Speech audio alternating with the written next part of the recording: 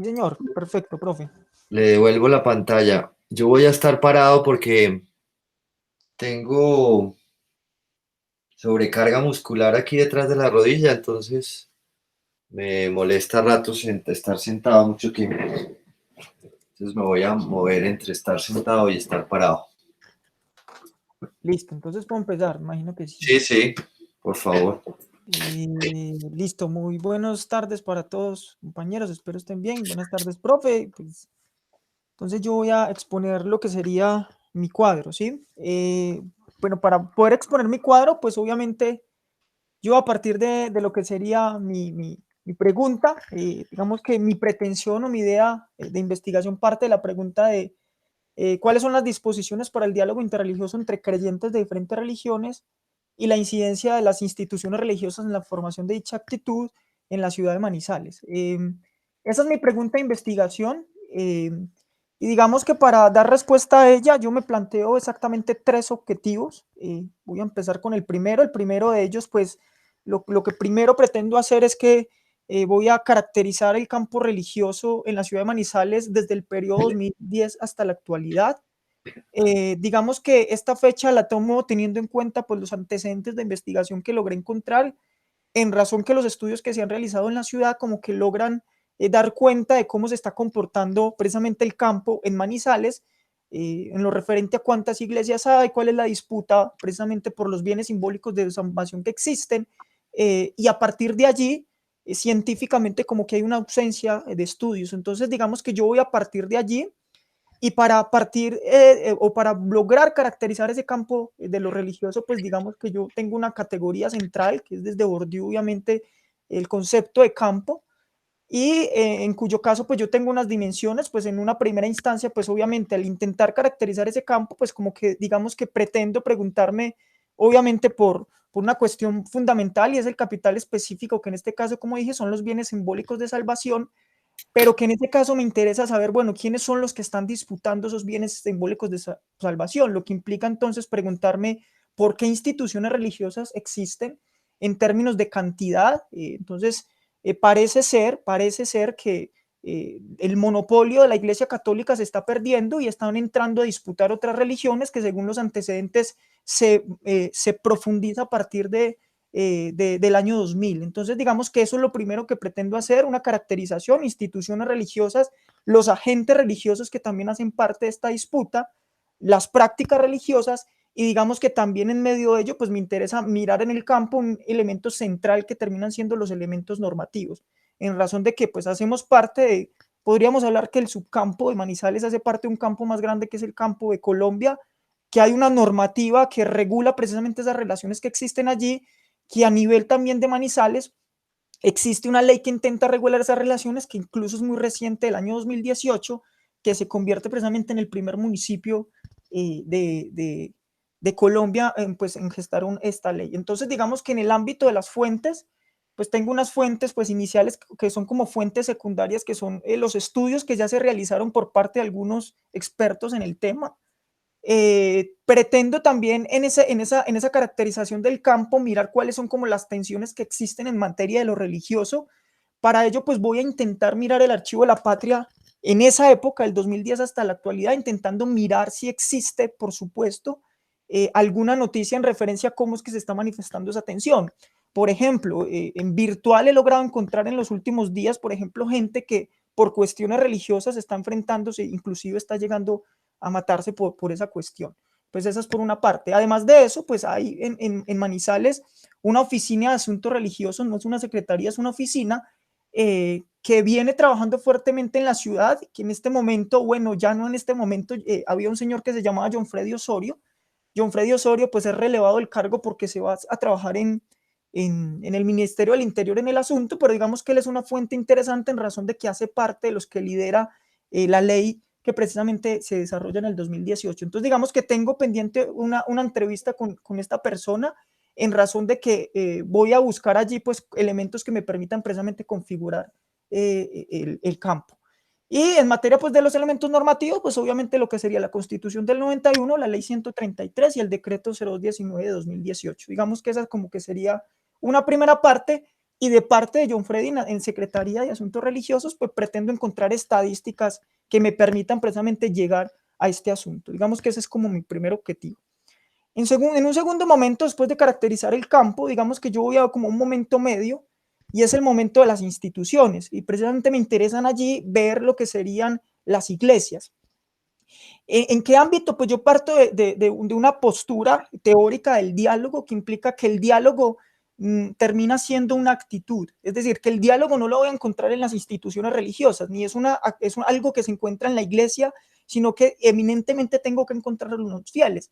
Sin embargo, teóricamente, como me paro precisamente, como digo, desde Bourdieu, pues es evidente que la relación entre campo-hábitus es una relación que tiene que verse por la relación, no sé si puedo decir dialéctica, que hay entre ellos, lo que me lleva precisamente a saber cómo está el campo, pero también ver cómo la misma institución tiene una incidencia precisamente sobre el hábitus religioso de los fieles. Entonces, en ese ámbito, a mí me interesa, en el segundo objetivo, identificar lo que serían los ritos y las acciones pedagógicas que utilizan las diferentes iglesias en la ciudad de Manizales con el fin de constituir o reforzar una determinada disposición hacia el diálogo interreligioso. Y allí que yo tenga pues dos dimensiones. La primera es que me interesa mirar los ritos. Entonces, en un primer momento, pues obviamente me tocará hacer etnografía, observación participante en ese caso, donde yo intente pues ir a los cultos y establecer si de alguna manera existe en esos ritos alguna provocación hacia que exista el diálogo interreligioso. Es como un primer momento.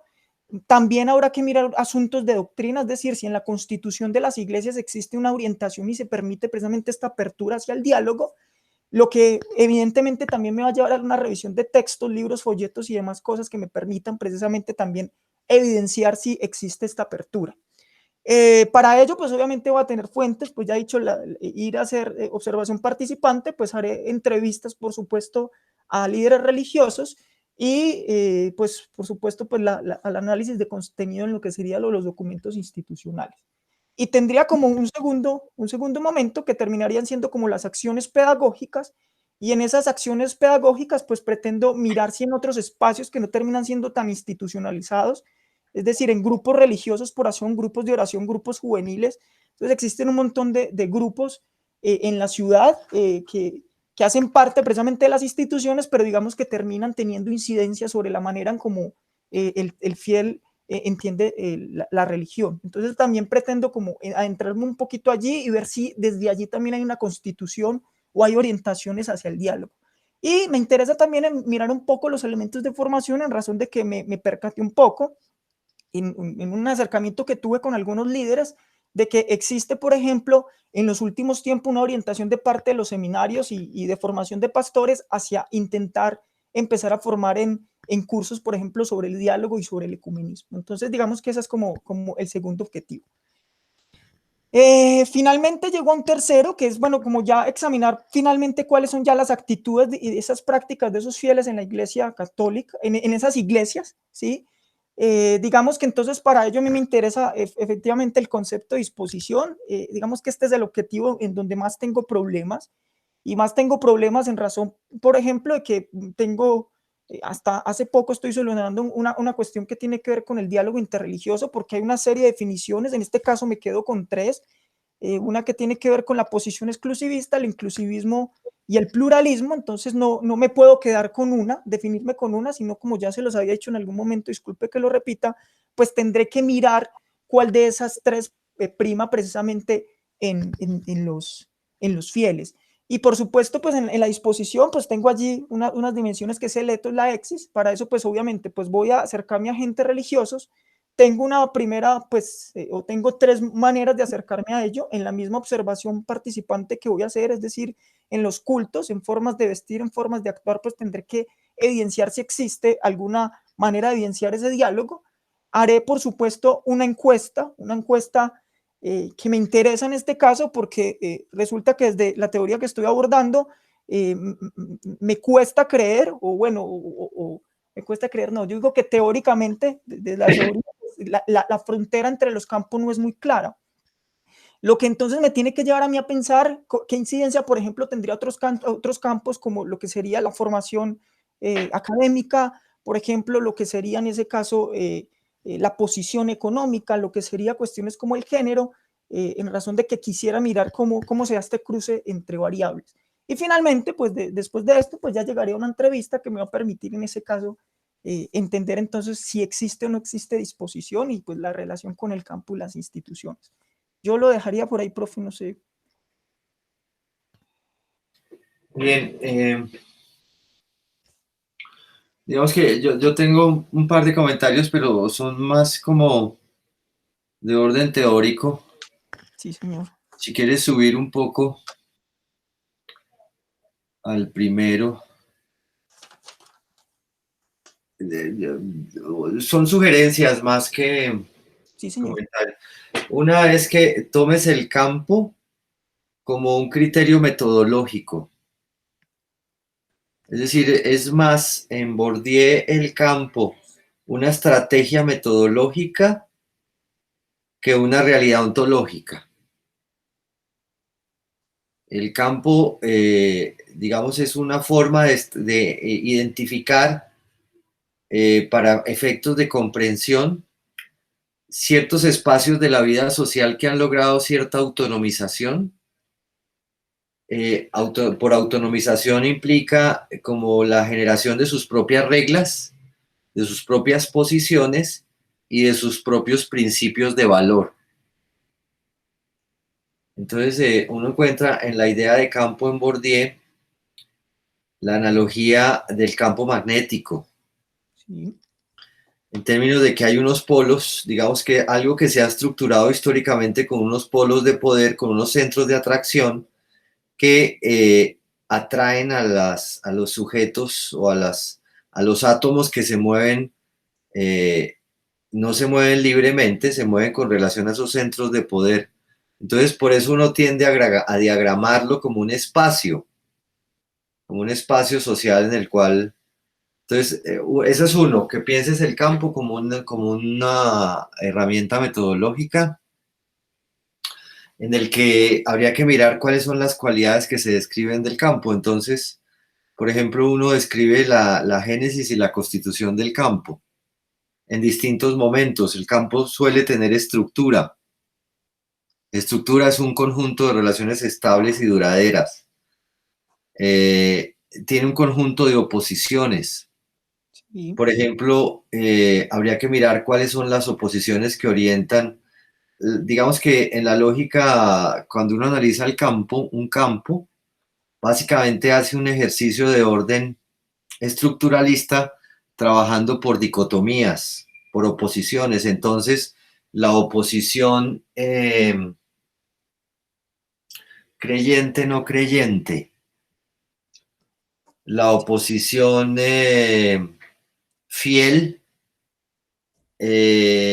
o por ejemplo, habría que mirar dónde incorpora uno, es decir, al interior del campo religioso no solamente entran los religiosos, Sí, porque señor. eso sería una subdivisión del campo religioso en el cual hay un valor específico.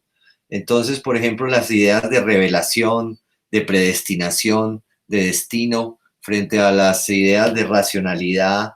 Entonces, ¿dónde coloco a los ateos y a los agnósticos? Sí, perfecto. Y a los científicos, ¿sí?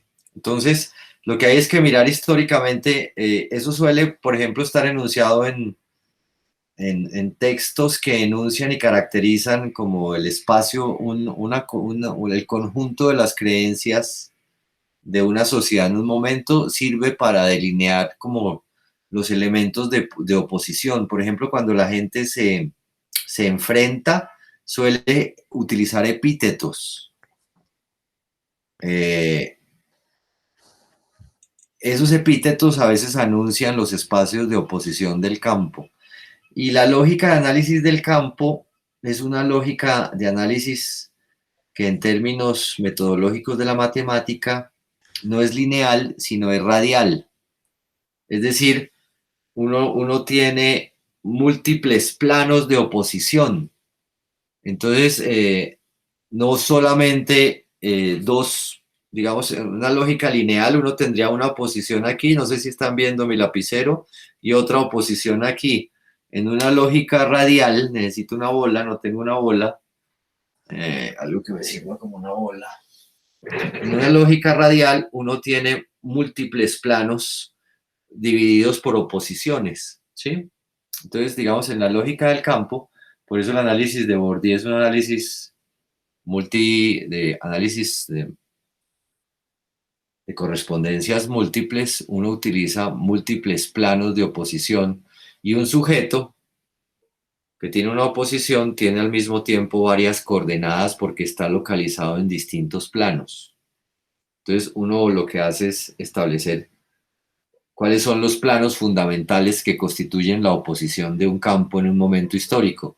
Eso es lo que hace, lo que permite analizar la dinámica de los campos históricos, ¿sí?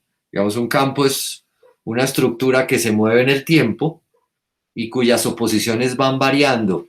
Cuando ya varían mucho, uno dice se transformó, hay una revolución, una transformación radical. Entonces, cuando uno establece las temporalidades del campo, tiene que tener claro que lo que está viendo en 2010 es un momento de una estructura que tuvo una génesis, tiene una dinámica y va a terminar en algún momento en una transformación radical. Entonces puede que lo que tengas, por ejemplo, en 1950 con el Monseñor Sarmiento, Monseñor Pimiento, era un campo relativamente sencillo de los creyentes católicos y los otros, ¿sí? Y ese campo se fue transformando hasta la Constitución del 91 y hoy lo que tenemos es una derivación de posiciones, pero puede que esas oposiciones, puede que haya más agentes, pero no necesariamente haya más oposiciones. Digamos, es un poco para pensar en términos del campo como idea metodológica más que idea teórica. Sí, sí. Tiene un conjunto de supuestos. Ese es uno. El otro, la idea de disposición.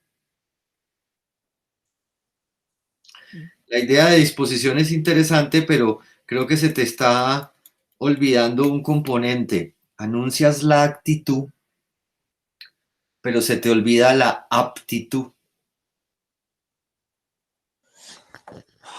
que sería una traducción simple al español nuestro de la idea de disposición como propensión y disposición como capacidad, que está un poco en la lógica de Bourdieu. Es decir, cuando uno tiene una disposición, tiene dos componentes. Tiene el deseo de hacerlo en términos de aptitud, pero también un poco la capacidad para hacerlo, que sería, perdón, la actitud y la aptitud, que sería la capacidad para hacerlo, ¿sí?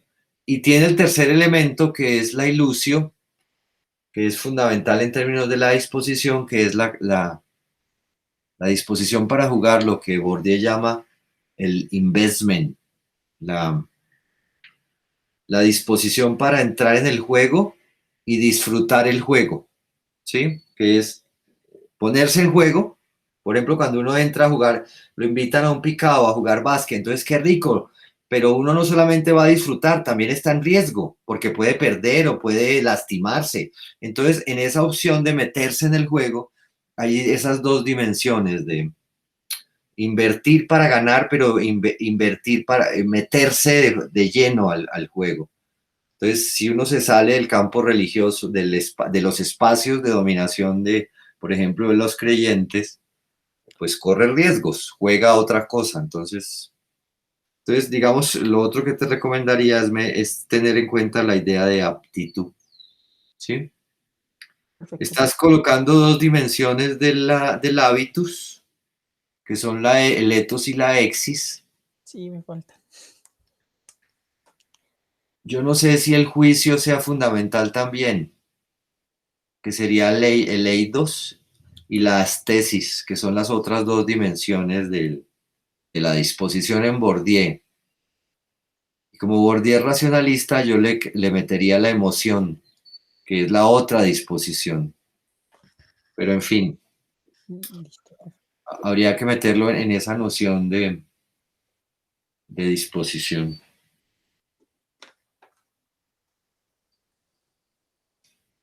Pero, y hay otro elemento que me parece interesante pensar, yo no sé si esto te sirva, que es, bueno, y la idea de diálogo en la lógica del campo cómo funciona, porque es que el diálogo en la lógica del campo, digamos que yendo un poco al autor, a Bourdieu, donde está y a la ontología que hay detrás, es una ontología estructural marxista que concibe el mundo como un conjunto de contradicciones y competencias constantes. Eh, Armando todavía está, ¿cierto? Profe, qué pena, sí, pero ahí volví. Ah, ok. Que concibe el mundo como una competencia, es decir, eh, digamos, como concibe el mundo como un universo imantado, como un universo lleno de cargas, en el que nosotros, los sujetos, somos como suertes de átomos con polaridades y cuando vamos al mundo nos pegamos con los que tienen una polaridad semejante, pero nos rechazamos con los que tienen otra polaridad distinta a la nuestra, digamos, para simplificar un poco la idea teórica que hay detrás. Entonces, en ese universo imantado de la idea de campo, habría que pensar qué es eso del diálogo, Sí, porque en la lógica del campo casi que, y en la lógica de la disposición, el diálogo solo podía ser posible entre equivalentes, es decir, entre los que ocupan la misma posición, porque con los otros siempre había competencia, siempre había estrategia, siempre había oposición. Entonces, habría que pensar qué es lo que estás pensando en el diálogo, la noción de diálogo al interior de esa lógica teórica, qué es lo que funciona, cómo es, porque digamos, es difícil, por ejemplo, si uno asume un planteamiento, por ejemplo, hermenéutico, plantear que haya una fusión de horizontes entre dos posiciones distantes del campo, porque, digamos, habría casi que una condición estructural del campo que imposibilita la fusión, porque viven dos disposiciones distintas y dos posiciones distintas ambivalentes, ¿sí? Entonces, digamos, la idea de diálogo hay que pensarla en términos de qué cualidades tiene la idea de diálogo, que sería como una suerte de intercambio energético, de acuerdo energético entre posiciones distantes al interior de un mismo campo, en este campo el campo religioso. No sé si eso sea claro, no sé si... sí, sí, profe. Sí, de hecho yo ya pues, lo había pensado y tiene mucha razón. Sí, señor, le entiendo perfectamente. Porque en esa lógica teórica, el diálogo como acuerdo sería como una, por ejemplo,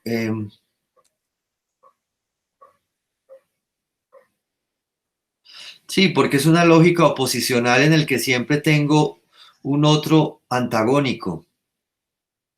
Entonces, habría que mirar bien. Es más fácil, en esa lógica teórica uno predeciría, hipotetizaría que es más fácil ponerse de acuerdo con los que están más cerca de uno, porque tienen disposiciones equivalentes. Pero como el universo es radial, entonces yo puedo aparecer como contradictorio eh, con, eh, con un conjunto, entre dos instituciones puedo aparecer en un plano como contradictorio, pero si le doy la vuelta al modelo puede que en otro aparezca como cercano, que es la simplificación del espacio de las posiciones políticas cuando uno ve solo dos o tres dimensiones. En la lógica bordiana radial, uno tiene que ver muchas dimensiones al mismo tiempo para pensar que las posiciones son complejas, que no son simples, que no son simples dicotomías de una o dos dicotomías de oposición. ¿Sí? Hay que encontrarlas, ¿sí? ¿Qué es lo que produce valor y qué es lo que produce las oposiciones fundamentales para saber qué produce las homologías del lugar, que sería un poco lo que permite el diálogo, lo que permitiría teóricamente el diálogo, ¿sí? Es eso que uno diría, no, es que yo lo entiendo, porque yo también he estado ahí. Entonces, cuando yo he estado ahí es porque he ocupado un lugar semejante con respecto a otro, ¿sí? Entonces, digamos, la noción de diálogo es una noción interesante que no la puedes dejar pasar superficialmente, Sí, señor. Muchas ¿sí? gracias. Perfecto. Ok. Miremos la segunda. La segunda parte. Espérate, déjame mirar un poco más las columnas. Claro que yo la puedo mirar aquí. Así. Técnicas, análisis documental, plan de análisis, transcripción, análisis de contenido, transcripción y búsqueda, diario de campo. Ok. Es una oportunidad muy interesante con el coronavirus. Sí, la virtualidad me ayuda muchísimo. No, con el problema, por ejemplo, de una Ah, oposición fundamental que cruza el campo que es el asunto, el destino preconstruido, la voluntad de Dios y el conocimiento del mundo y la capacidad racional del hombre para transformar la naturaleza, que es la ciencia. Ahí hay una oposición radical que pone en sospecha. Entonces, por ejemplo, en las consultas sobre vacunarse, puede que gran parte de si usted se va a vacunar o no, en lugar de yo preguntar por el campo religioso, puedo preguntar si usted se va a vacunar. Entonces, no. Entonces, ¿por qué? Entonces, en la enunciación del por qué puede que se enuncien elementos relacionados a el conjunto de creencias que constituye lo fundamental de mi localización en el mundo. ¿Sí? sí, Entonces, el coronavirus, ese problema de la ciencia y de la transformación genética del ser humano pone en escena un problema fundamental del espacio religioso. ¿Sí? sí, señor. Sí, sí. Okay. Es una oportunidad muy interesante que te puede servir para preguntar otras cosas sobre, en eso, las entrevistas y del diario de campo. ¿Mm? Bueno, miremos los avances. Bueno, profe, pues realmente en avances, digamos que esto es lo que tengo. Esto es lo que tengo. Digamos que, bueno, he tenido primero pues acercarme, aquí tengo, pues yo tengo un problema fundamental y es que tengo que empezar como de lo macro a lo micro, porque no podría entrar de lleno como a las comunidades sin antes haber tenido contacto con los líderes y digamos que el llegar a los líderes pues implica tener contactos específicos que me abran las puertas. Entonces digamos que hasta ahora lo que he tenido pues son la obtención de datos estadísticos que pues me permiten como ubicarme un poco acerca de lo que pretendo en ese primer objetivo. Ya tuve contacto con este señor John Freddy y he tenido contacto con algunos líderes religiosos que me van a permitir como empezar a entrar a las comunidades y por supuesto pues ya tengo los instrumentos y empezar a generar lo que serían las entrevistas y las encuestas. En el ámbito del panorama pues constitucional pues ya estoy haciendo la cuestión del análisis. Bueno, allí es claro que constitucionalmente aparece un asunto evidente que es la búsqueda de la libertad. Por ninguna parte en la ley aparece el asunto del diálogo, no les interesa eso y también la búsqueda de la tolerancia. Entonces, bueno, eso me hacía pensar cómo desde la maestría veíamos una posición entre multiculturalismo e interculturalismo, entonces digamos que teóricamente podría acercarme un poquito por allí, en razón que precisamente el diálogo tiene que ver un poco con el interculturalismo. Por eso abro que aquí apenas llevo el 5%, pero la idea es durante este mes pues maciarle mucho de manera pues que aquí pueda avanzar y ya pues empezar también a entrar a lo que sería los líderes religiosos para posteriormente pues llegar a lo que serían los fieles.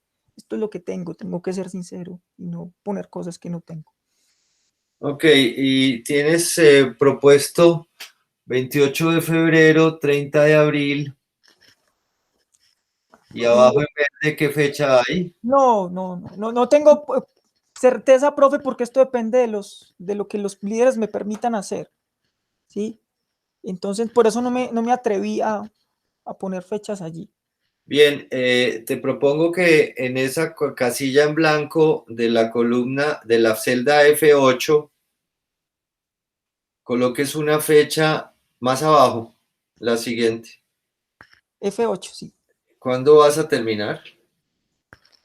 Pues, profe, yo soy sincero, yo pienso tirarme hasta diciembre. Ok, coloca diciembre del 2021.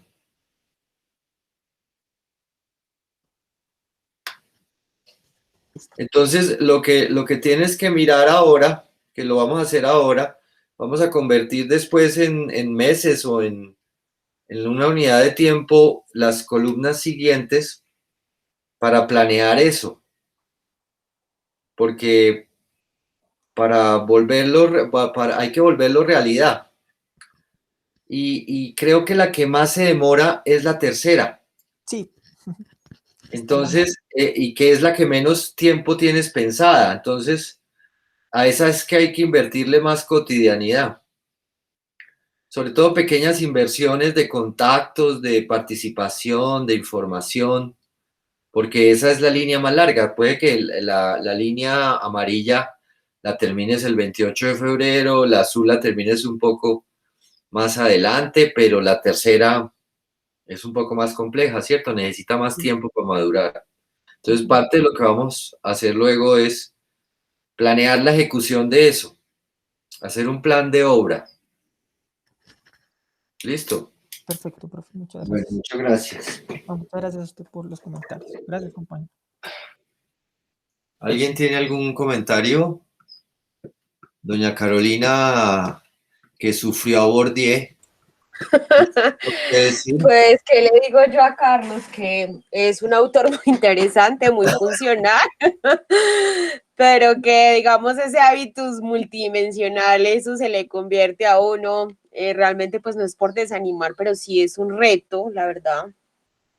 Recordé ahorita que el profesor le estaba haciendo como todas esas observaciones también de lo que intenté un poco hacer en mi tesis, pero pues no sé, también como no, creo que hay que mirar también y proponerse también como objetivos muy reales en ese sentido, porque pues es que al ser el hábitos multidimensional, yo siento que ahí fue el problema.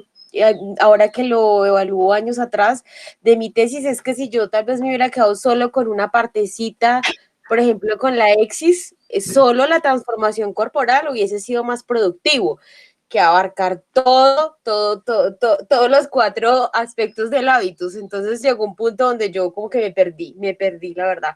Siento que donde más pude como comprender esa transformación fue en una sola dimensión, pero no sé, pues no es por desanimar, ni mucho menos, pero pues hablo como desde mi experiencia. Pero a propósito de lo que plantea Carolina, Carlos, yo creo que una forma puede ser eh, identificar en la constitución del campo qué es lo qué es lo innegociable. Por ejemplo, con su propia Ujú. formación, el problema de la verdad, de la revelación, que se ponen en el diálogo.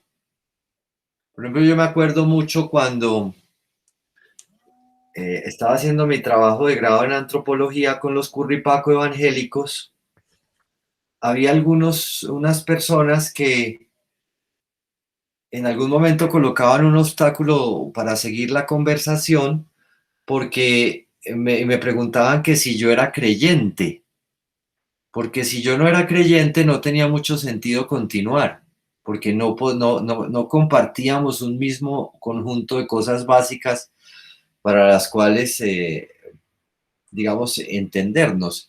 Entonces, yo lo que creo es que efectivamente con el planteamiento de Carolina, identificar cuáles son los elementos principales que trazan la constitución del campo religioso y que está asociado a su voluntad de la posibilidad del diálogo y las implicaciones que tenga el diálogo y limitarlas a ellas para no mirar los otros conjuntos. Entonces, el problema de la revelación, del cambio, de la predestinación, ¿cuáles son los ejes fundamentales de la racionalidad, en fin, los otros elementos que están ahí cruzando la constitución trascendental del campo religioso?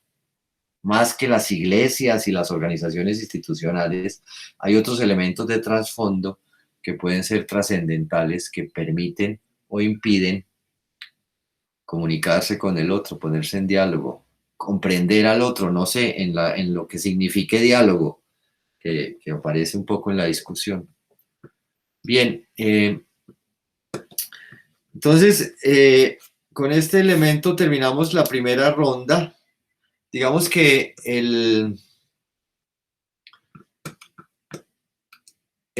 modelo básico que tienen, que les propongo yo es este, que es el mismo de David con alguna transformación. ¿Están viendo mi pantalla? No están viendo mi pantalla porque yo no estoy proyectando. No, Ya.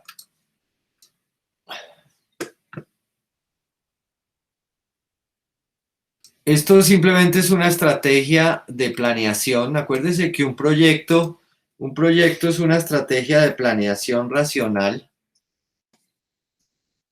que hace parte de las creencias básicas de la subjetividad moderna, y es la idea de que podemos anticiparnos, calcular,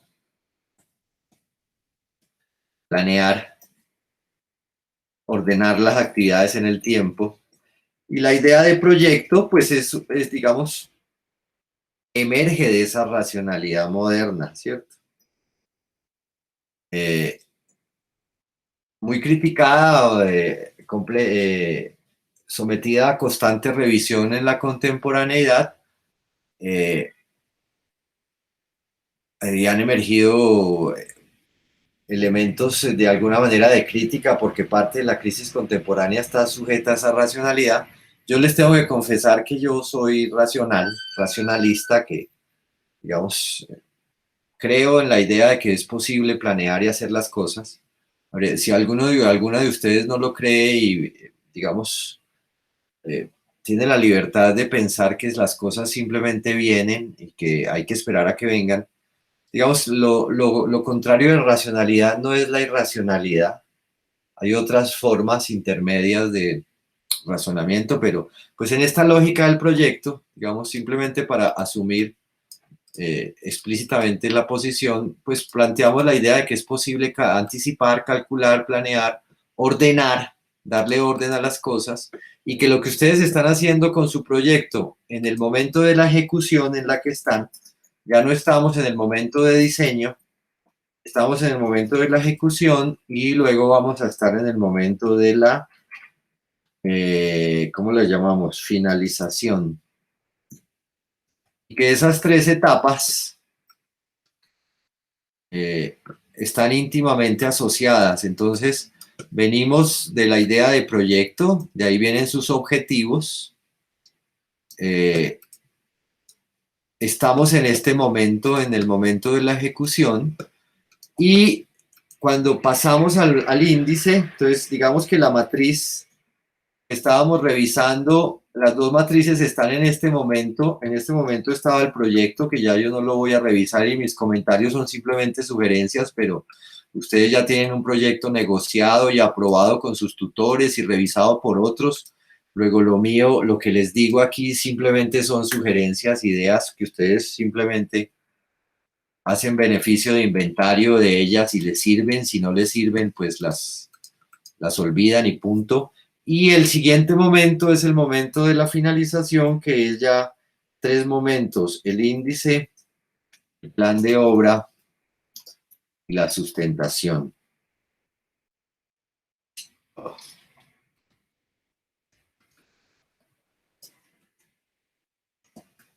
La sustentación, las formas de diseminación, de publicación, todas esas corresponden.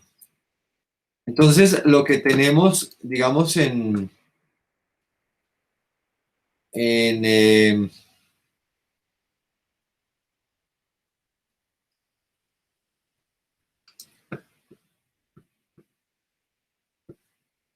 lo que tenemos en este punto es, digamos, tradicionalmente vamos del diseño hacia la ejecución.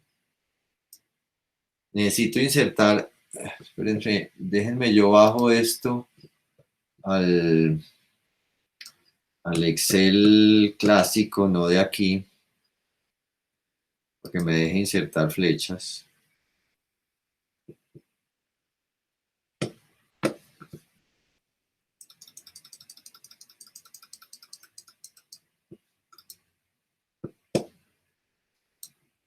¿Qué se me hicieron?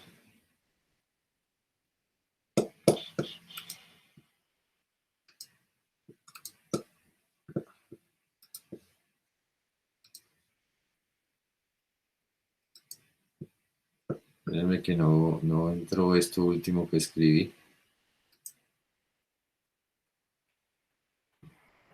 era tan particular. Entonces quedémonos sin flechas. Digamos, lo que quiero plantearles es que, digamos, uno va y viene. En este punto de la mitad, traemos la idea de proyecto. Lo que estamos es realizando el proyecto. Si venimos de adelante, de atrás para adelante, digamos, aquí estamos realizando el proyecto. Pero lo que les quiero plantear, por eso les propuse lo del índice, es de alguna manera empecemos a realizar la obra final, la ópera prima de la maestría, y que sea este punto de encuentro entre los dos, es decir, este momento de ejecución en el que están, el encuentro entre lo que querían hacer y el encuentro entre lo que quieren hacer y el encuentro con lo que pueden hacer, digamos, para ser realistas. Entonces, digamos, en esta tensión es que nos vamos a mover en la lógica de la planeación para pensar la ejecución. Entonces, parte del asunto, entonces ustedes ya tienen preguntas, ya tienen objetivos, desarrollaron unas preguntas conceptuales que yo prefiero llamarlas procedimientos, identificaron unas fuentes, tienen unos instrumentos, que es el conjunto de preguntas que se le hace a las fuentes, y tienen unas técnicas que es la manera de hacer las preguntas. Esas preguntas les van a producir cierto número de datos y a esos datos les van a hacer algunos análisis.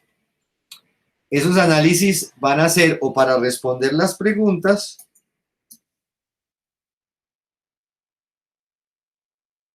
las hipótesis que se plantearon aquí arriba, o para producir algunas afirmaciones específicas que no estaban incluidas. Y con esas afirmaciones construyo unos argumentos, y con esos argumentos construyo unos textos que llamo capítulos. Y con los capítulos construyo una tesis. Digamos, es un poco la lógica que hay en este planteamiento. Entonces, ustedes van aquí. Lo que nos sigue con el índice es el índice iría aquí, el conjunto de títulos que voy a construir, pero esos van a estar asociados a el argumento como una tesis, el tipo de argumento que voy a construir y el soporte de esas afirmaciones que lo hago a partir de los datos. Entonces, digamos, esta lógica horizontal lo que me permite es mantener la coherencia, que lo que yo haga por aquí esté asociado a la pregunta y no termine haciendo cosas que no corresponden, digamos. Eso no implica que el proyecto sea una camisa de fuerza. El proyecto es una buena guía. Si es un buen proyecto, uno lo ejecuta y entonces, digamos, es un buen plan que quedó bien diseñado y le sirvió a uno de guía.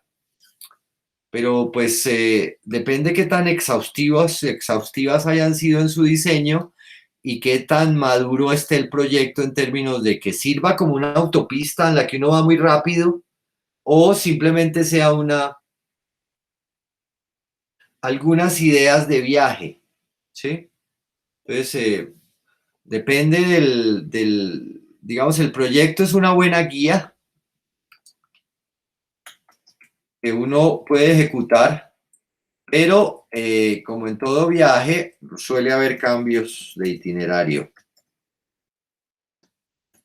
Y a eso es un poco a lo que uno tiene que estar expuesto en el proceso. En esta lógica pueden aparecer preguntas nuevas. La idea es, por eso uno puede reducir a esta matriz de control las cosas que traía, pero también las cosas nuevas, es decir, tener algún nivel de control de la obra, que no emerja sin volverse un administrador, pues que como si fuera un administrador de edificio, de esos de plan de obra, que tiene un programa especial y calcula metros cúbicos, número de mano de obra, salarios, cosas de esas, que es lo que hacen los administradores muy bien. Pues uno tiene que mantener cierto control de qué es, en dónde va y qué le falta. Digamos, de eso se trata un poco la idea de trabajo de campo. No se trata solamente de tener claro las técnicas, los instrumentos, digamos, lo metodológico, sino de volverlo posible. Entonces hay que, el cronograma, los plazos, se convierte en un elemento importantísimo de avance y de control, ¿sí? Uno no necesariamente empieza por por la primera pregunta. Eso depende de qué, de la naturaleza del argumento, también de las oportunidades. Entonces, hay que hacer cronogramas y actualizar los cronogramas para mirar en dónde es que vamos y qué me falta, digamos. Entonces, al cronograma le solemos dar muy poca importancia en la formulación del proyecto. Déjeme que yo hice algo que me inmovilizó todo. Pero se convierte en el momento de la ejecución del proyecto en un elemento trascendental. Entonces, mi recomendación que les hacía yo ayer era: pongan la cota, establezcan la unidad de tiempo, pongan la cota al final y distribuyan los tiempos más o menos para que ustedes se conviertan en los jueces del procedimiento, del orden en el que van, de cuánto tiempo llevan, de cuánto tiempo se van a gastar. Digamos, cumplir plazos se convierte en un elemento importantísimo del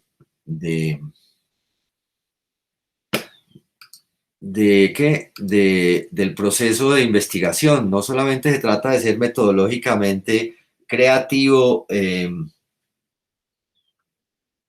escrituralmente productivo y teóricamente iluminado, sino también en términos de organización, estar organizado. Entonces, miren, quería plantearles, tengo varias gráficas aquí para un poco, para que pensemos antes de entrar a la lógica del índice, que es una tarea práctica, las implicaciones de eso. Entonces, tenemos, digamos, dos modelos básicos de investigación. Digamos, el modelo postpositivista, que es el modelo canónico, en el que uno le dedica mucho tiempo al proyecto. El proyecto, digamos, tiene una metodología, tiene instrumentos, a veces uno calibra los instrumentos, entonces se dedica muchísimo tiempo al detalle del proyecto, porque su ejecución es muy rápida y su escritura también. Esto tiene una consecuencia en la última etapa, y es que esta mañana hablaba con Nicolás para planear el seminario de integración del próximo semestre, y digamos, por ejemplo, en la ciencia básica, esto adquiere un formato que se llama informe de investigación, en el que uno recicla. Este 70% se convierte en un cuerpo importantísimo del informe final, al que solo se le agregan los resultados, entonces, porque el proyecto quedó muy bien hecho, pero casi ninguna de ustedes viene en esta lógica. Esta no es la lógica de ustedes. Entonces, lo que vamos a recuperar del proyecto es una parte mínima, tal vez un pedazo de los antecedentes, a recuperar y actualizar el marco teórico, mirar si algo de la metodología sirve, aunque la metodología realmente va a ser la narración de lo que efectivamente hicimos, y el cuerpo de ejecución es mucho más largo. Entonces, en el tipo de proyectos en el que ustedes están, que es más de este lado, de orden constructivista, de orden cualitativo, el proyecto uno le invierte el 30%, empieza a ejecutar antes, idealmente, porque de alguna manera la ejecución le va nutriendo la idea de proyecto, y mientras ejecuta va escribiendo. Entonces, yo ayer en algunos de sus planes vi que como ustedes tenían esta idea, hago proyecto, hago campo y luego escribo. Digamos, esa no es una idea tan realista porque, por ejemplo, en la conversación que teníamos con Ángela Anaya, parte de la segunda temporada de campo de las entrevistas, yo le sugiero que escriba antes, que madure para que la segunda temporada de entrevistas precise algunos vacíos y vuelva y le mejore la escritura que había hecho en el primer momento. Entonces, digamos, esa lógica del zigzag, que ustedes la han escuchado varias veces, metodológica de lo cualitativo, de la flexibilidad entre lo teórico y lo empírico, es un poco esta lógica que está aquí dibujada a meter la ejecución antes de empezar, es decir, empezar la escritura y la ejecución antes de haber terminado el proyecto, porque por ejemplo en el caso que acabamos de pensar con Carlos, hay unos objetivos que necesitan mucho más tiempo y hay que establecer contacto, entonces yo no puedo esperar a que tenga la etapa 1 y la etapa 2 para empezar la 3, porque si la 3 es muy larga, tengo que anticiparla antes, porque si no, el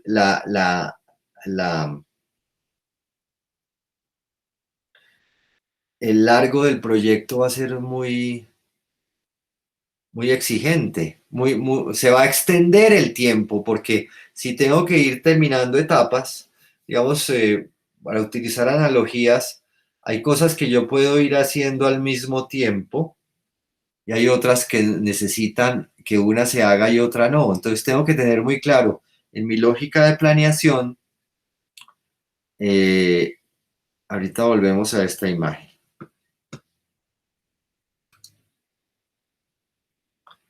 Ok, entonces digamos, para volver un poco a la idea en la que estoy aquí, sin salirme de mi idea, estamos en este momento de ejecución, ustedes están terminando trabajo de campo corresponde a este momento, pero este momento es preferible verlo desde acá. Entonces, yo ya no quiero tanto mirarlo desde el proyecto, aunque lo hicimos ahora, sino vamos a empezar a mirarlo desde el esquiz, el modelo final en el que estamos involucrados. Entonces, les propuse una lectura de un texto, espero que no les haya disgustado por lo antiguo, que es el texto de Umberto Eco. Este es un texto maravilloso. ¿Cómo se hace una tesis? Es un texto que tiene como 50 años, 60 años, pero yo lo que creo es que las tesis son las mismas desde hace muchos años, es decir, lo fundamental no ha cambiado, puede que haya cambiado la tecnología. Humberto Eco escribía en máquina, hacía fichas bibliográficas a mano y las hacía en máquina de escribir, las guardaba en ficheros. Hoy eso lo hacemos con un computador, pero las ideas trascendentales siguen siendo las mismas. Y digamos que hay algo interesante en Humberto Eco, no solamente cómo escribe, que es un manual de metodología, digamos, divertido, sino que es un autor muy prolífico, entonces uno de alguna manera puede estar seguro de que su método le funcionó a él. Entonces, de alguna manera es algo que le puede a uno darse alguna seguridad. Solamente les propuse el que pensaran lo del plan de trabajo y las fichas, y este ítem del índice como hipótesis de trabajo. La idea, digamos, la idea de trabajar a partir del índice, digamos, la aprendí yo de aquí, de este trabajo con Humberto Eco, y es, de alguna manera, se le convierte a uno en la guía. Cuando uno termina el proyecto, por ejemplo, nosotros estamos acabando de diseñar el proyecto para subirlo a la plataforma porque la convocatoria cierra la próxima semana. Empieza la ejecución, pues uno vuelve al proyecto a mí me ha pasado históricamente que a uno se le olvida el proyecto, que uno se mete a hacer las entrevistas, se mete el material, empieza a leer y, y, y se le olvida el proyecto. Entonces el proyecto es la guía, pero también uno tiene otra guía cuando uno ya va prefigurando el final y es de alguna manera anticipar qué es lo que quiere. Entonces el ejercicio que les propuse viene iluminado desde esta lógica de Humberto Eco de anticipar y trabajar el índice como una hipótesis de trabajo, sin olvidarlo. Entonces, por eso yo les propongo que mantengamos esta tensión, es decir, el índice aparece por aquí al final, idealmente relacionado con las preguntas que tengo, pero puede que emerjan otras cosas nuevas que yo no tenía incorporadas, y hay cosas que en esta matriz no aparecen y que son tareas. Entonces, eso es un poco lo que vamos a ver. Hay, no todo lo que uno escribe, lo que necesita escribir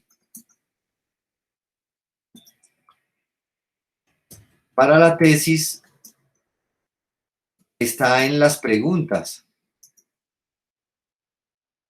Lo voy a llamar la obra, me gusta más. Hay cosas que hay que escribir que son necesarias, pero que uno no las formuló como pregunta.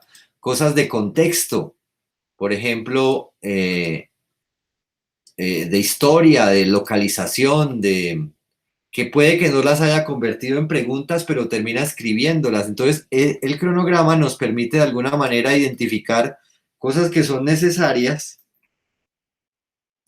para el texto, pero que no son parte de las preguntas y que son también tareas y que también tengo que pensarlas metodológicamente.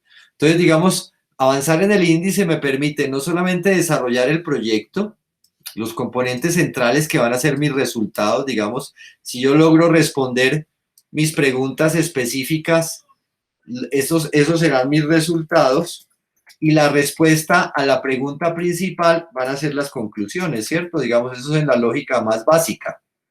La respuesta a la pregunta principal son mis conclusiones y las respuestas a las preguntas o a las conjeturas específicas van a ser los distintos resultados. Resultado 1, el resultado 2, que los puedo nombrar como capítulos independientes, pero hay otros capítulos que necesariamente, que puede que necesite, que no están aquí incluidos. Entonces, digamos, en la lógica de planeación de la obra, uno tiene que tener en cuenta eso. Ya voy a volver aquí para mostrarles otra idea. Entonces, digamos que esa lógica está muy bien descrita en esta imagen que encontré yo en internet para enseñar a investigar en el tercer ciclo de primaria en lengua de sexto. Entonces, miren, esta me pareció muy interesante porque una vez complica las cosas. Entonces, ¿cómo hacer un trabajo de investigación? Consejos útiles para no naufragar. 6 consejos. Elige un tema. 2. Recoge información. 3. Elabora un guión. Aquí es donde estamos. Este paso es fundamental, pues podrás seleccionar la información. Nosotros hicimos el proyecto sería una suerte de guión. 3. Elige el formato. Esto es importantísimo porque implicará no solamente, perdónenme, esto para dónde fue.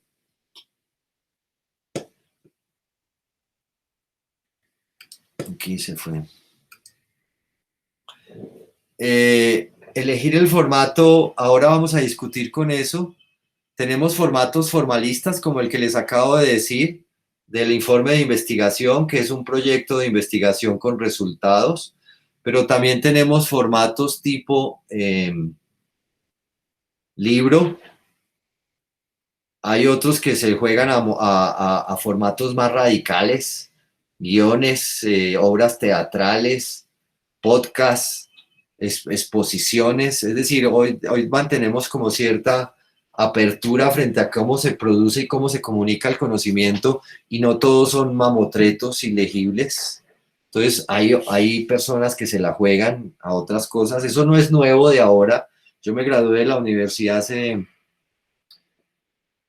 1993, hace 20 a 30 años, y un compañero mío se graduó con una novela histórica sobre los musos. Entonces, digamos, eso no es una novedad. Digamos, el espacio se rompió más o menos en los 60, en los 70, y desde ahí tenemos una revolución al interior de la producción del conocimiento, en el que no solamente la tesis ordenada como un gran silogismo, que sigue siendo el modelo fundamental, es la única manera. Lo que pasa es que los otros formatos, como cuando uno se sale de la tradición, cuando se las da de revolucionario, pues corre riesgos. Entonces, ahí no es tan fácil, no es un camino fácil, pero hay gente que se juega por otros formatos. 5, si eliges uno u otro formato, tienes que escribirlo primero, entonces hay que seguir el orden del guión. Y 4, hay que organizar el tiempo para cumplir con la tarea. Entonces, miren, esto no, digamos, lo que yo estoy haciendo de alguna manera está sintetizado de manera extraordinaria en esta paginita en este texto de Asturias sobre enseñar a investigar en la primaria. ¿Sí? Acuérdense que la tesis ustedes llevan un proceso largo de transformación de su tesis. Empezaron hace año y medio con unas fichas, con unos anteproyectos, varias versiones del proyecto. Estamos aquí y vamos para acá. Estamos terminando este proceso de metamorfosis y eso va haciendo que el modelo cambie. Entonces van cambiando, va evolucionando el formato, uno va moviendo los componentes, en algunas cosas va ampliando, muchas de las cosas del proyecto van a servir en el informe final. Entonces algunas de las cosas de aquí van a servir, otras van a hacer que yo jalone cosas del proyecto para los resultados. Entonces, digamos, en ese proceso de evolución estamos. Hay algunas cosas que podemos reutilizar, hay otras que no, hay cosas nuevas emergentes, pero este es parte de un mismo ciclo de producción de conocimiento, ¿sí? De su proyecto, de la metamorfosis de sus ideas, de la transformación de sus ideas y la concreción de esa linda mariposa en proceso de génesis. Entonces, miren, ¿de qué se trata? Se trata un poco de poner en marcha. Algunas de ustedes ya empezaron o algunos no han empezado. La lógica del trabajo de campo es darles herramientas prácticas, las tuvieron con David, herramientas analíticas, herramientas técnicas, y de alguna manera yo me centro aquí en la revisión de la unidad de todo el proceso, ¿cierto?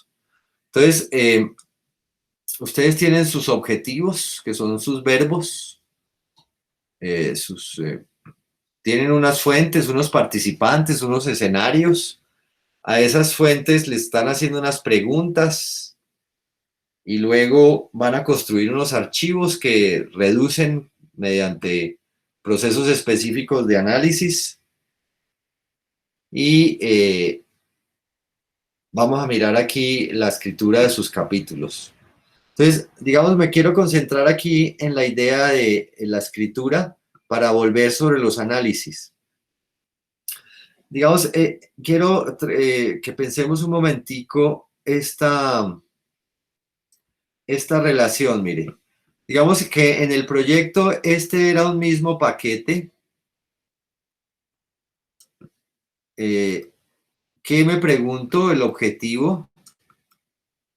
¿Quién me lo responde? ¿Quién sabe de eso? Es la fuente. ¿Y cómo le pregunto? ¿Qué le pregunto y cómo le pregunto? Entonces, entre estas tres hay una cierta unión. Digamos, es mejor pensarlas al mismo tiempo. Entonces, si quieren, ahora trabajamos con la idea de procedimiento que ustedes desarrollaron con David la idea de preguntas conceptuales que es cercana a la idea de procedimiento y es cómo me acerco a la cosa que expuesta aquí, cómo me acerco a la cosa. Entonces, ¿quién lo tiene? ¿Qué le voy a preguntar y cómo le voy a preguntar? Entonces, digamos, es un paquete que uno suele pensar en conjunto porque no todas las fuentes, no todas las técnicas sirven para las mismas fuentes y responden los mismos problemas. Lo mismo pasa en este paquete. Una vez aplicadas las técnicas, yo tengo mi caja de mi archivo, ¿sí? Mi caja de entrevistas, de documentos. Y la pregunta es, bueno, ¿y qué voy a hacer con eso? Entonces, primero tengo que organizarlo, tengo que compilarlo, aprendieron a codificar, luego tengo que empezar a interpretar, que es hacerle preguntas, luego tengo que empezar a relacionarlos, y luego finalmente tengo que extraer o pedazos o hacer gráficas, ¿sí? Formas de presentación, imágenes, ideas, mapas conceptuales. Esas son formas de presentación, ¿cierto? Entonces, digamos, cuando uno analiza, hace todo esto. Pero uno no juega con los datos. Uno organiza, compila y codifica para decir algo, para construir un argumento, para hacer alguna afirmación. Esa afirmación regularmente está asociada a la pregunta que uno se planteaba, ¿cierto? O puede ser nueva, puede ser emergente. Entonces, lo que quiero plantearles aquí es que los análisis dependen tanto de las preguntas como del índice, como de los capítulos. Digamos, los análisis de alguna manera están metidos, lo que uno le hace a los datos, al conjunto de datos, compilar, organizar, codificar, preguntarle, relacionar, depende tanto del tipo de preguntas que se hizo como del tipo de argumentos que está construyendo en su plan de escritura. Entonces es como una suerte, en este punto del paseo ustedes están, digamos, como en una tensión, como entre dos líneas de tensión, que son sus preguntas originales, que hay que mirar si son guías, buenas guías, qué tan vigentes son, si tengo que especificarlas, y las ideas que ustedes se van construyendo, madurando en el objeto, madurando en el análisis, madurando empíricamente, madurando teóricamente. Eso hace seguramente que precisen las preguntas. Eso lo hace uno con el índice, proponiéndolo, como dice Humberto Eco, como decía Humberto Eco, como hipótesis de trabajo. Entonces, el índice de los capítulos se le convierte como conjeturas analíticas que uno va corriendo y que jalonan los procesos de análisis. Esta tensión entre estos dos momentos, si uno mantiene ese diálogo, logra, digamos, cierta economía de tiempo, economía de análisis, porque si uno no tiene algo que guíe el análisis de manera clara, simplemente se pone a jugar con los datos, se pone a ordenarlos, se pone a transcribir, pero no sabe qué hacer con ellos. Se pone a mejorar la ortografía y la puntuación de las entrevistas transcritas, pero no tiene ni idea. O se pone a jugar a codificar y a partir textos en Atlas T, pero no tiene ni idea para dónde va. Entonces, digamos, frente a esa angustia de no saber para dónde va, el planear la escritura de alguna manera ayuda a salir de ese embolate. Entonces, ¿de qué se trata? De ir, venir, revisar, escribir, de mantener esta tensión constante, ¿sí? Revisar el proceso, reflexionar en el capítulo, ir de las preguntas a los datos, de los datos a los objetivos para construir los capítulos, ir y volver, y actualizar su matriz, ¿sí? Su conjunto de estrategias. Entonces, en este punto del paseo, quiero que revisemos la lógica de sus escrituras. El plan de escritura suele ir asociado a los objetivos, ¿sí? El plan de escritura regularmente va asociado a los objetivos, pero hay otras cosas que hay que escribir. Entonces, eso es un poco, en el índice tiene que aparecer más de lo que aparece en el texto. Entonces son las 6:15. Voy a presentarles esto, les voy a proponer que nos paremos ahorita por ahí 10 minutos y yo estiro mis piernas y ustedes también, y luego vamos a empezar a revisar sus índices. Entonces, digamos, en la escritura clásica tiene una forma canónica que viene de la comunicación científica,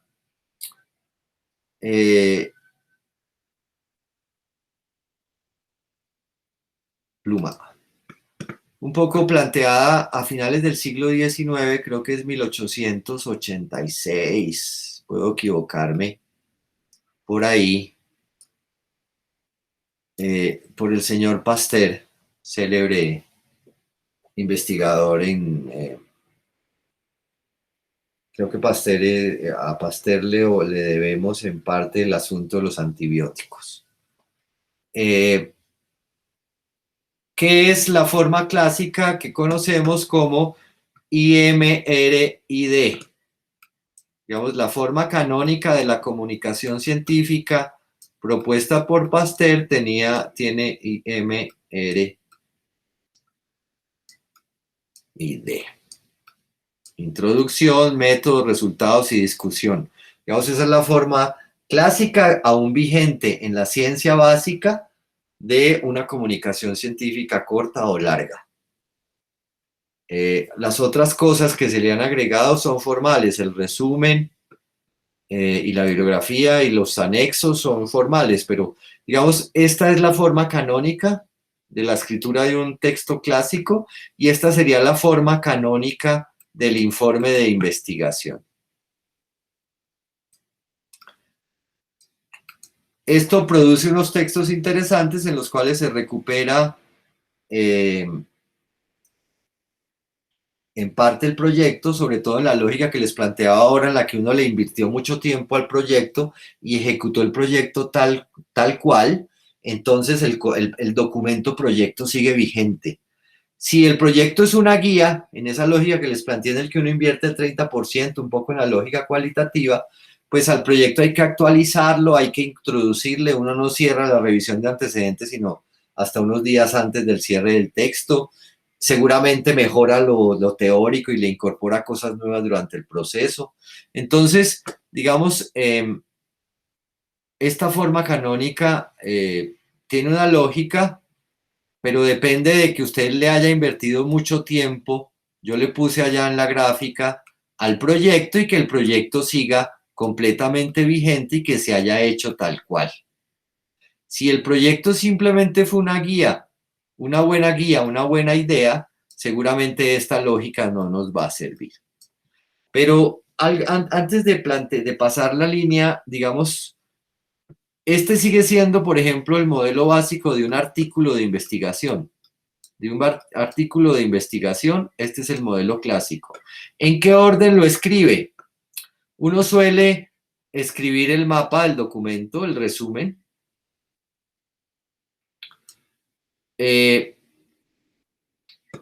Pasa un poco a mirar cuál es el encuadre, el enfoque teórico, cuál es el problema, y luego va a tratar de construir la conclusión. Luego viene y encuentra los resultados y finalmente describe la metodología, ¿sí? Entonces, digamos, esta afirmación, que sería la conclusión, no se escribe de último. Digamos, ayer en algunas de las exposiciones que ustedes planteaban, ni siquiera la conclusión aparecía. Y la conclusión es fundamental porque es la pregunta principal. A menos que uno esté en una lógica de descubrimiento, que sea algo nuevo para la ciencia, algo que no sabíamos que existía, pues uno no sabe qué se va a encontrar. Pero yo creo que gran parte de sus proyectos no son de descubrimiento, sino de alguna manera de afirmación, que es de concreción de un valor nuevo de algo ya conocido. no es un elemento completamente desconocido, no es un serendípite, un hallazgo extraordinario.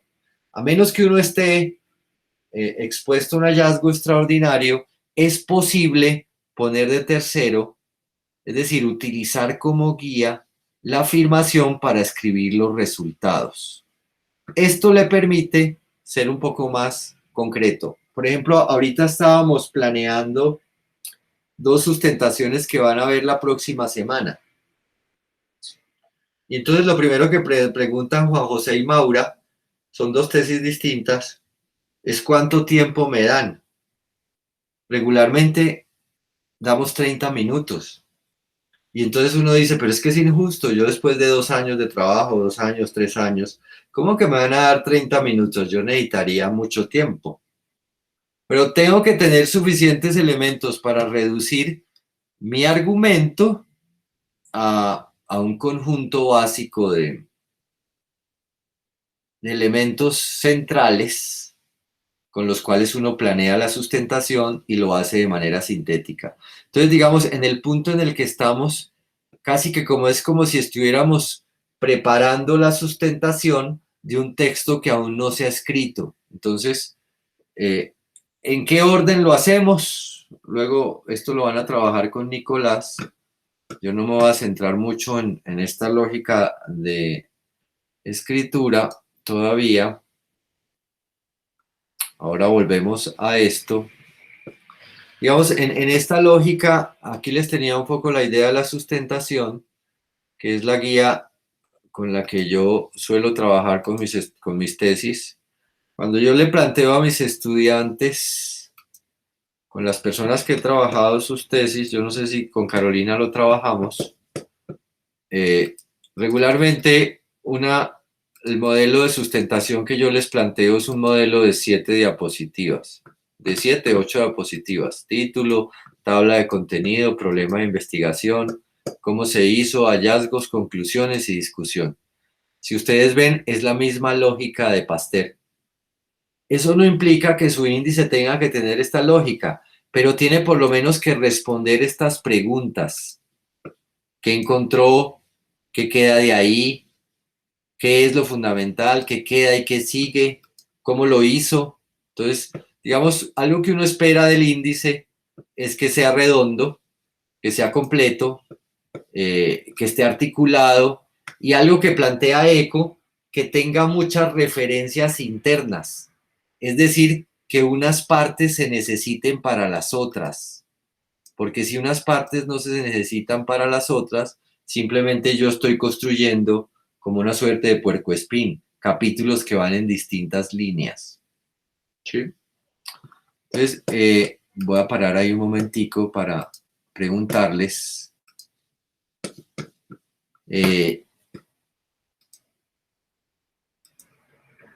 si tienen alguna pregunta, algún comentario sobre esta introducción.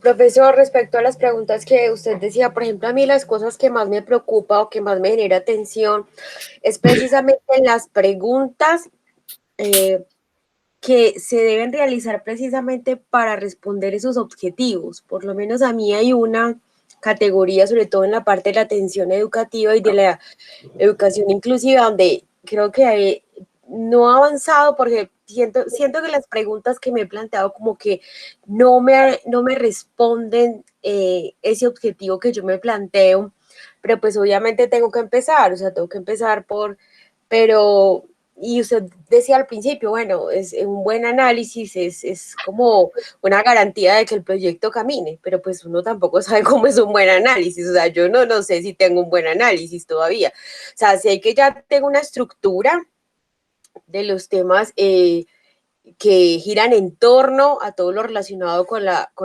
educación, específicamente en el campo que a mí me interesa, pero digamos que esas preguntas a mí me preocupan un poco, digamos, esa parte de hacerle esas preguntas a esos objetivos, es como lo que más a mí me genera como preocupación en estos momentos. Podemos ensayar ahora, si quieres, Carolina,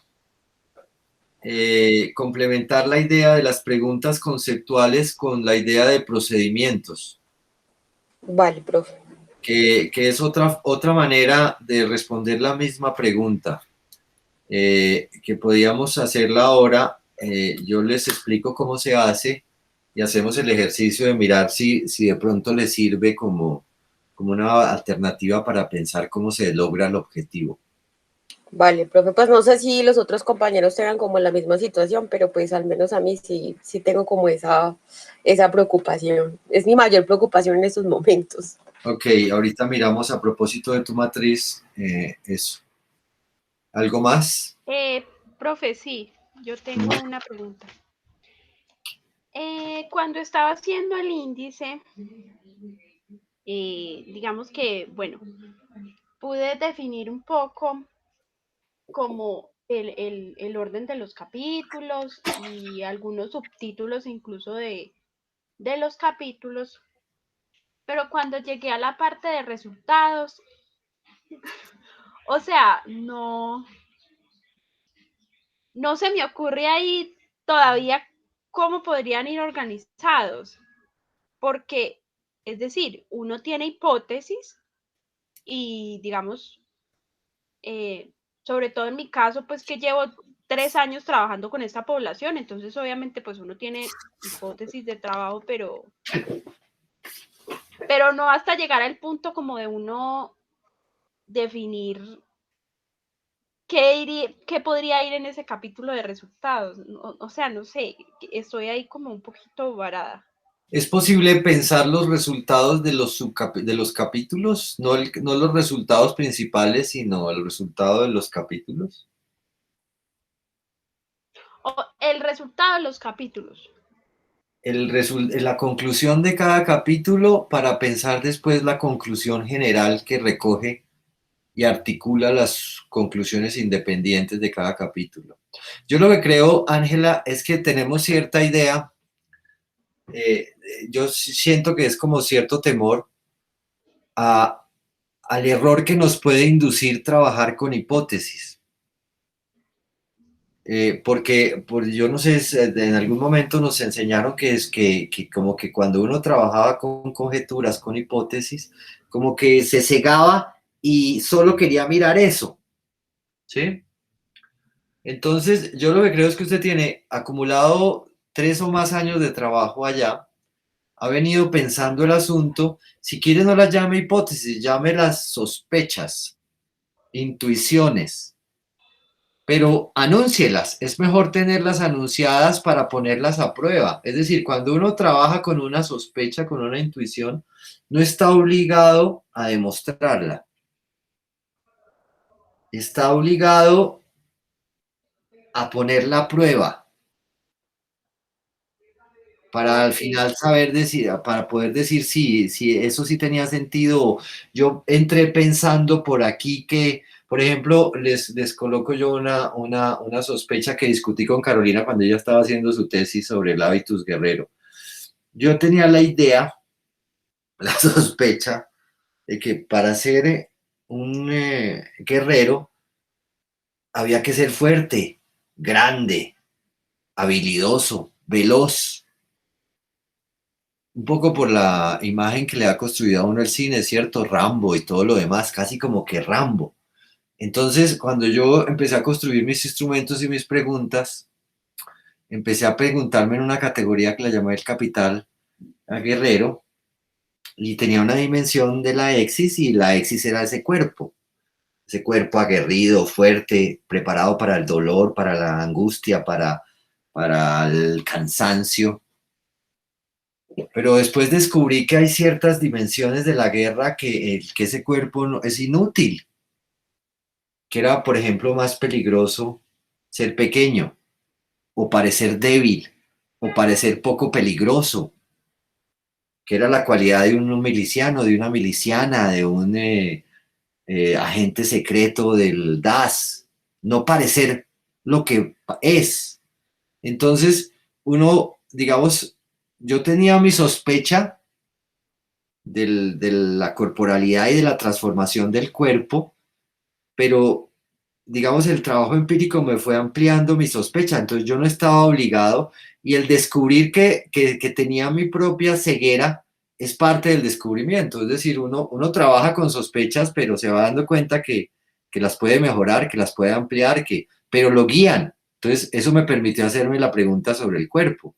Pero al encontrar las respuestas vi que mis sospechas eran insuficientes, entonces que tenía que mejorar mi idea. Entonces, trabajar con sospechas en este punto del índice es una buena guía que le permite a uno poner a prueba lo que va considerando y sobre todo hacerlo visible, no mantenerlo escondido. Porque da la sensación como si uno fuera descubriendo en la escritura, descubriendo en los datos. Y resulta que uno es el que hace los ejercicios de asociación, de relación, de organización, de conexión, de poner una cosa en lugar de otro, de emparejamiento, que son todos los procesos analíticos que uno hace con los conceptos, con los textos, con los datos, con los enunciados. Uno empareja, agrupa, pone en secuencias, señala, relaciona, contradice. Son esas operaciones básicas que uno hace cuando analiza cualquier dato, pero esas están orientadas, no son libres, no es una máquina que no tiene reglas, uno va de alguna manera orientado, entonces tener sospechas y enunciarlas es importante. Entonces yo sí creo que hay que correr el riesgo de encuadrar, de enunciar. Siempre, como dice Humberto Eco, es un borrador. Dice, el índice, el título no es el título verdadero, es un borrador que va cambiando, pero va cambiando en términos de que lo voy mejorando, lo mantengo pequeño, pero me sirve de guía, es una partitura que se va mejorando, ¿sí? Entonces, yo sí creo que uno, sobre todo cuando tiene trabajo de campo acumulado, ya tiene un desarrollo y un conocimiento del campo, ya se va construyendo imágenes, dice Charles Ragan, imágenes, y esas imágenes le permiten orientar el análisis conceptuales con los análisis empíricos. Entonces, digamos, el construir el índice y el plan de obra sería como esa imagen que se va transformando, que se va mejorando. Piensen en esos videos que hay en YouTube o que a veces aparecen en Instagram de un dibujante. Entonces, un dibujante extraordinario que empieza, el otro día vi a alguien dibujando como con harina.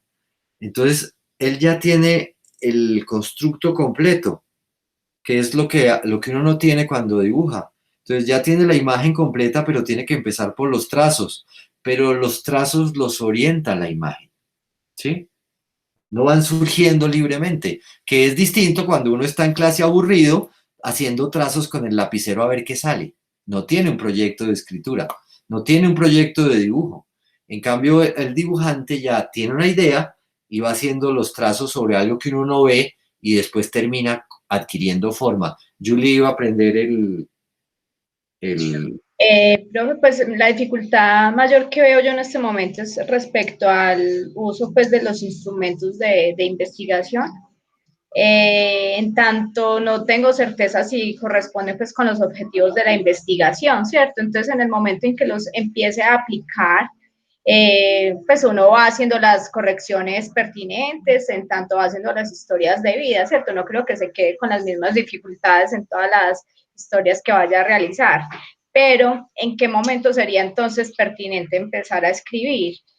Teniendo en cuenta, pues, por ejemplo, lo que veíamos ayer, las variables que puede tener, pues, como el retorno, por ejemplo, entonces no sabría ciencia cierta, por ejemplo, cuál de las historias de vida me va a servir para un determinado capítulo, por ejemplo, si lo voy a hacer por capítulos teniendo en cuenta las variables. Entonces, eso es como lo que veo yo complejo.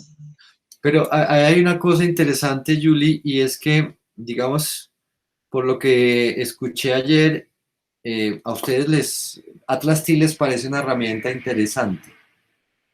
Por ejemplo, una cualidad que tiene Atlas T es que uno va escribiendo mientras codifica. Digamos que la parte más importante de Atlas T no es asignar el código, sino justificar la asignación del código. Y después mejorar la densidad del código en términos de cómo lo voy comprendiendo. Entonces, si yo construyo en mi unidad hermenéutica de Atlas T una idea de retorno y tengo que tener un texto en la definición del concepto de retorno que voy mejorando cada vez que lo comprendo más, es decir, sobre el cual voy escribiendo conceptualmente, y cuando lo aplico a algo, aprendo de algún texto, algún segmento, alguna situación específica, voy aprendiendo empíricamente de cómo se realiza. Entonces, digamos, una cualidad que me parece interesante, por ejemplo, de Atlas T es que uno ya va escribiendo. ¿Cuál es el problema que a mí me parece riesgoso? Que uno no tiene plan de obra.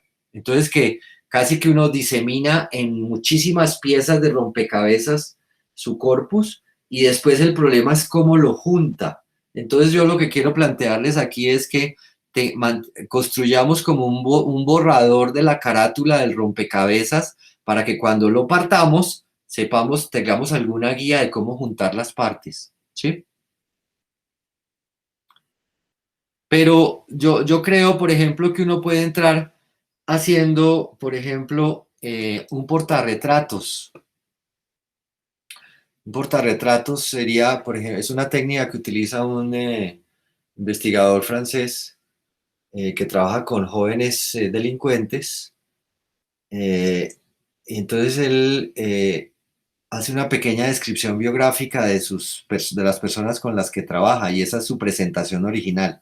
Entonces, al hacer la presentación, él ya enfoca qué dimensión es la que va a trabajar con cada sujeto, ¿sí? Entonces, eso obligaría a que uno, de alguna manera, ya conociera un poco las personas para poder hacer como una suerte como de esquela biográfica de la persona. Eso ya me permitiría de entrada enfocar. Yo no puedo ver todas las dimensiones complejas de un ser humano, puedo enfocar algunas dimensiones. Tengo que tener algún grado de conocimiento para saber cómo la enfoco, ¿sí? Esos son, digamos, si ves que hay ahí como una dialéctica entre la estrategia escritural y la manera como voy construyendo el corpus, entonces si yo ya enfoco que voy a trabajar con Carmen el dilema de ser madre y sus obligaciones morales para recuperar la escolaridad, eso de alguna manera me orienta al tipo de preguntas que le hago. Y no construyo un instrumento igual que lo aplico a todos igual como si fuera una encuesta, que es la idea que da el diseñar la entrevista, ¿sí? Como si yo le fuera a hacer todas las mismas preguntas. Entonces, cuando yo le voy a hacer todas las mismas preguntas, ya tengo de alguna manera prescrito una forma de análisis y tengo prescrita una forma de escritura. Ahí es donde yo les planteo que pensar el producto final de alguna manera puede que me especifique la manera como construyo mis instrumentos y los aplico, las técnicas de aplicación. Entonces, seguramente tu instrumento de entrevista no va a ser igual para las distintas personas. Va a tener ejes semejantes, pero preguntas específicas. No sé si con eso resolví tu parte de tu inquietud. Julie.